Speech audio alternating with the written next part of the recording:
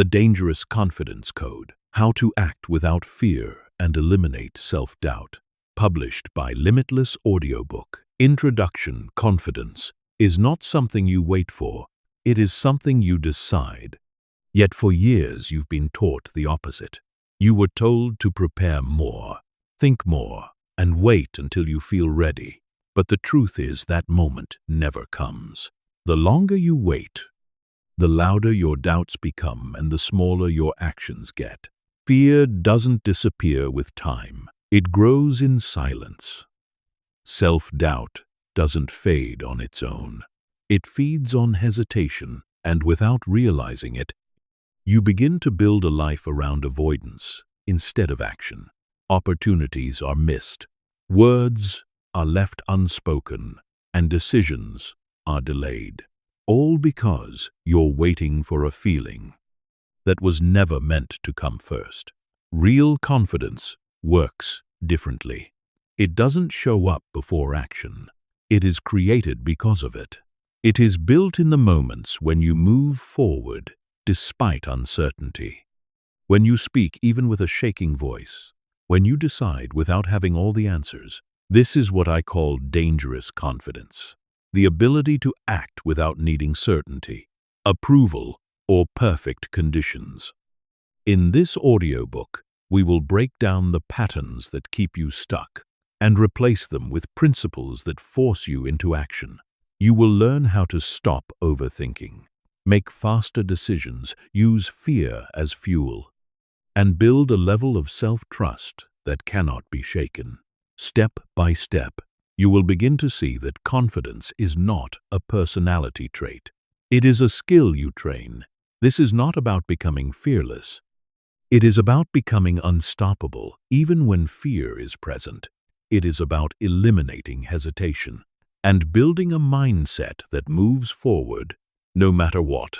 Let's begin. Chapter 1. Stop waiting to feel ready. Take action first. A powerful life begins the moment you stop negotiating with hesitation. Right now, there are things you know you should be doing, calls you should make, ideas you should start, decisions you should take. But something keeps holding you back. That something often disguises itself as logic. It tells you to wait a little longer, to prepare a bit more, to feel more confident before you begin. But that voice is not wisdom. It is fear wearing a calm and reasonable mask. Readiness is one of the biggest illusions ever created. It feels real, but it has no clear definition. How do you actually know when you're ready? What does it feel like? Most people can't answer that, and yet they keep waiting for it. Days turn into weeks, weeks into months, and sometimes even years pass while they stand still, convincing themselves they're just not ready yet. The truth is, readiness is not something you discover. It is something you create by moving forward. Think about every skill you've ever developed in your life. You didn't start because you felt ready. You started because you had no other choice, or because you simply took the first step. Confidence didn't come before the action. It came after you tried, adjusted, failed, and tried again. Action is what builds belief. Without action, confidence remains nothing more than an idea. Waiting to feel ready is dangerous because it trains your mind to delay. Every time you hesitate, you reinforce a pattern. Your brain learns that hesitation is the default response to uncertainty over time. This becomes automatic. You don't even realize it anymore. You just feel stuck. Opportunities appear, but instead of moving toward them, you analyze them, question them, and eventually watch them pass. Not because you lack ability, but because you've trained yourself to wait. Now here's the shift you need to make. Stop asking, "Am I ready?" and start asking, "What is the smallest action I can take right now?" That one question changes everything. It removes pressure. It removes perfection. It removes the illusion that you need to have everything figured out. Instead of focusing on the entire journey, you focus on the next step. And once you take that step, something powerful happens. You gain momentum. Momentum is the real source of confidence. Not thinking, not planning, not waiting, moving. When you take action, even a small one, you send a message to your brain. I act, and that identity begins to form. The more you act, the stronger that identity becomes. You stop seeing yourself as someone who waits, and you start seeing yourself as someone who moves. That shift alone can change the direction of your entire life. You also need to understand that clarity comes after action, not before it. Many people believe they need to have a clear plan before they begin. But clarity is a result, not a requirement. You figure things out by doing, not by thinking endlessly. Action gives you feedback. It shows you what works, what doesn't, what needs to change. Without action, you're stuck in theory. With action, you enter reality. There will never be a perfect moment. Conditions will never be fully aligned. You will never feel 100% certain. And that's not a problem. It's the way life works. The people who move forward are not the ones who feel ready. They are the ones who decide to act despite not feeling ready. They understand that discomfort is part of progress, not a sign to stop. So, from this point forward, make a simple rule for yourself. Act before you feel ready. When you catch yourself hesitating, don't negotiate with it. Move. Take the step. Send the message. Start the task. Speak the words. Break the pattern immediately. The longer you wait, the stronger hesitation becomes. The faster you act, the weaker it gets. This is where dangerous confidence begins, not in big dramatic moments, but in small, consistent decisions to act without permission from your emotions. You don't need to eliminate fear to move. You just need to stop obeying it. And once you do that, you'll realize something powerful. The version of you you've been waiting to become only exists on the other side of action. Stop waiting. Start moving. That is the first code. Chapter 2. Kill the habit of overthinking. Decide. Faster clarity doesn't come from thinking more. It comes from thinking less and deciding faster. Overthinking feels productive because your mind is busy, but in reality, it keeps you trapped in a loop where nothing moves forward. You replay scenarios, analyze possibilities, and search for the perfect answer. But the more you think, the more uncertain you become. What starts as a desire to make the right decision slowly turns into a habit of avoiding any decision at all. Overthinking is not intelligence. It is fear trying to protect you from making a mistake. Your mind is wired to keep you safe, not to make you successful. So when you face uncertainty, it tries to calculate every possible outcome to avoid risk. But life doesn't work that way. You cannot predict everything. You cannot control every variable, and the attempt to do so only delays action, drains energy, and weakens your confidence. Every time you overthink, you send a signal to yourself. I don't trust my judgment. That message gets repeated again and again until it becomes your identity. You start believing that you are someone who needs more time, more information, more certainty. But the truth is, you already know more than enough to take the next step. The problem is not a lack of knowledge. It is a lack of decision. Decisiveness is a skill, and like any skill, it must be trained. It begins with understanding that no decision will ever be perfect. There will always be unknowns. There will always be risks. Waiting for perfect certainty is a guaranteed way to stay stuck. Instead, you must learn to make the best decision you can with the information you have, and then move. Speed is your advantage. The faster you decide, the faster you learn. And the faster you learn, the faster you improve. People who move quickly are not always right, but they are always progressing. People who overthink may avoid mistakes in the short term, but they also avoid growth in the long term. Progress belongs to those who act, not those who analyze endlessly. You also need to recognize the hidden cost of delay. Every decision you avoid creates mental weight. It sits in the back of your mind, taking up space and draining your focus. This is why overthinkers often feel overwhelmed. They are carrying too many unfinished decisions. When you start deciding quickly, you clear that mental clutter. You free up energy, you create momentum. One powerful shift you can make is to set a limit on how long you allow yourself to think. Give yourself a short window, minutes, not days, to evaluate your options, then decide.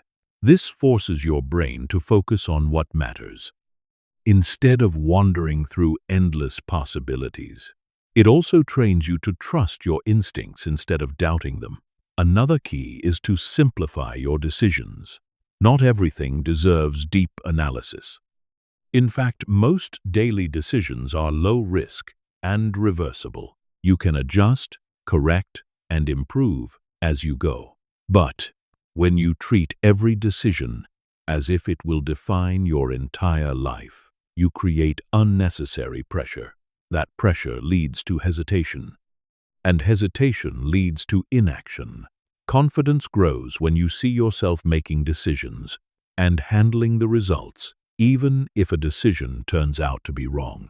You gain something valuable: experience.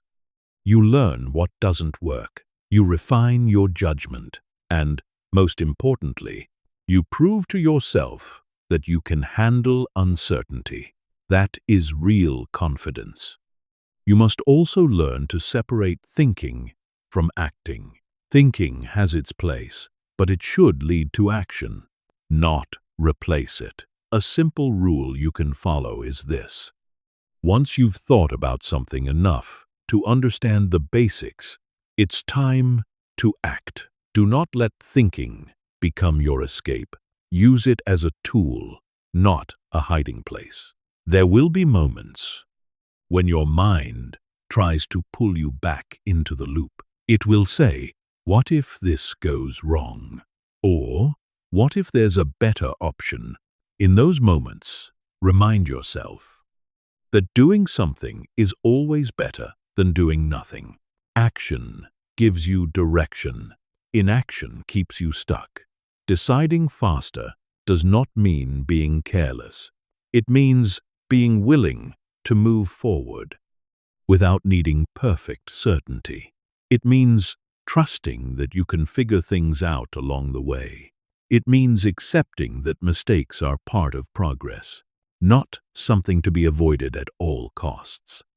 The people who build strong confidence are not the ones who always make the right decisions. They are the ones who make decisions quickly and adapt just as quickly. They don't waste time questioning themselves after every choice. They move, adjust, and keep going. So from now on, stop giving your doubts unlimited time to speak. Limit your thinking. Make the call. Take the step. Send the message. Choose a direction and commit to it. Because confidence is not built in moments of perfect clarity. It is built in moments of decisive action. Kill the habit of overthinking, and you will unlock a level of freedom most people never experience.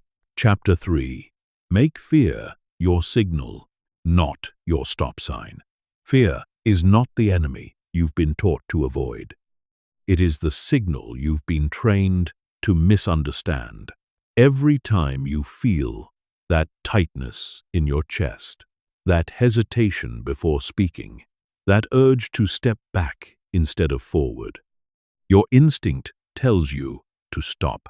But what if that feeling is not a warning to retreat, but a sign that you're exactly where you need to be? Fear shows up at the edge of growth.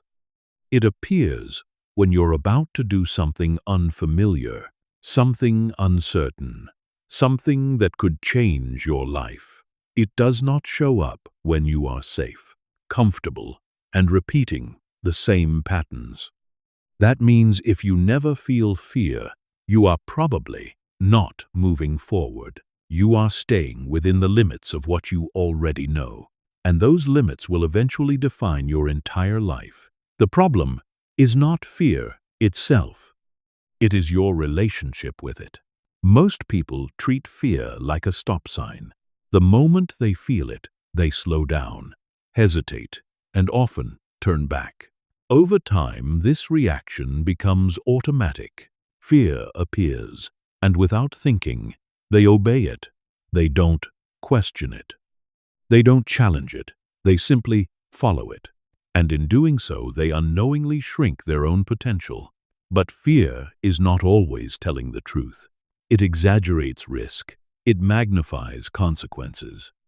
It creates scenarios that feel real, but are often far from reality. Your mind is trying to protect you, but it does so by limiting you. It would rather keep you safe and stuck than uncertain and growing. If you allow fear to guide your decisions, your life will always be built around avoidance. Now, imagine flipping that pattern. Instead of seeing fear as a reason to stop, you begin to see it as a signal to move. The moment you feel it, you recognize it as a marker. This matters. This is where growth is. That shift alone can change everything. Fear no longer controls you. It directs you toward opportunity. Think about the moments you've avoided in your life, the conversation you didn't start, the idea you didn't pursue, the risk you didn't take in almost every case. Fear was present, and because you listened to it, those moments passed. But what if instead of stepping back, you had stepped forward? What if you had used fear as a compass instead of a barrier? Acting in the presence of fear is the foundation of dangerous confidence. It is not about eliminating fear. It is about refusing to obey it. You will still feel nervous. Your voice may still shake. Your thoughts may still race. But you move anyway. And every time you do, something powerful happens. You weaken fear's control over you. Fear loses power through exposure. The more you face it, the more familiar it becomes. What once felt overwhelming starts to feel manageable. What once stopped you now barely slows you down. This is how confident,